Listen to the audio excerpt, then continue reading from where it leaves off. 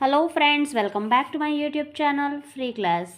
આજે મિત્રો આપણે મારી પ્રોજેક્ટ પ્રવૃત્તિમાં પ્રવૃત્તિ નંબર 36 જોવાની છે. 35 સુધીની પ્રવૃત્તિઓ તમે જે છે તે લખી લીધેલી છે. ત્યાર પછી આ 36મી પ્રવૃત્તિ છે જે તમારે જાતે કરવાની છે. મારું પ્રોજેક્ટ પ્રવૃત્તિ કાર્ય ધોરણ 5ની જે છે આ પ્રવૃત્તિ બુકનું સોલ્યુશન છે. પ્રોજેક્ટ પ્રવૃત્તિનું નામ છે પતંગ બનાવવી. વિષય પર્યાવરણ. ઇકો ક્લબ અંતર્ગત પ્રવૃત્તિ છે.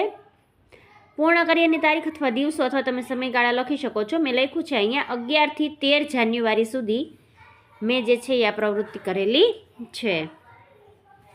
પ્રોજેક્ટ દરમિયાન ઉપયોગમાં લેવાયેલ સાધન સામગ્રી તો કે પ્રોજેક્ટ દરમિયાન કાગળ, કાતર, ગુંદર, સેલોટેપ, સાવરણાની સળી અને રંગો આટલા સાધનો જે છે તેનો ઉપયોગ થયેલ છે.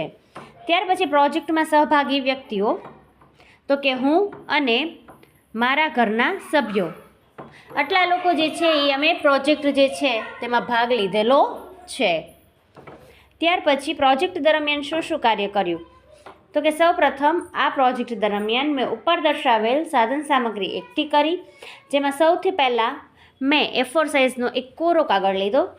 ત્યારબાદ તે મેં ચોરસ આકારની અંદર તેને કાપ્યો. ત્યારબાદ મેં સાવરણાની જાડી સળી લીધી અને તેને સેલોટેપની મદદથી તે કાગળ પર ચોંટાડી. પછી મેં એક ત્રિકોણ આકારનો નાનો કાગળનો ટુકડો કાપ્યો અને પતંગના નીચેના ભાગે ગુંદરની મદદથી ચોંટાડ્યો. અને ત્યારબાદ તે પતંગમાં મેં ચિત્ર દોરીને રંગ પૂર્યા અને તેમાં દોરીની મદદથી કન્ના પાડ્યા અને તે પ્રવૃત્તિની પતંગ શાળાએ લઈ ગયો. ત્યાર પછી પેજ નંબર 79 પર જોઈએ કે પ્રોજેક્ટ પૂર્ણ કર્યા બાદ તમને શું શું જાણવા મળ્યું. તો કે આ પ્રોજેક્ટ પૂર્ણ કર્યા બાદ મને જાણવા મળ્યું કે પતંગ કેવી રીતે બનાવાય છે અને તેના કન્ના જે છે તે કેવી રીતે બાંધવા, જે મને શીખવા મળ્યું. માહિતી લેખન, ફોટોગ્રાફ અને ડ્રોઈંગ માટેની જગ્યા છે. તમે જેવો પતંગ જે છે તે બનાવીને લઈ ગયા હો તે તમારે જે છે અહીંયા ફિક્સ કરવાનો છે, ચોંટાડવાનો છે. એનો ફોટો ચોંટાડી શકો છો અથવા તો તમે ડ્રો પણ કરી શકો છો. મેં અહીંયા જે છે તે પતંગ ડ્રો કરેલી છે જે તમે જોઈને દોરી શકો છો. Thank you friends. હવે મળીશું નવા વિડીયોમાં.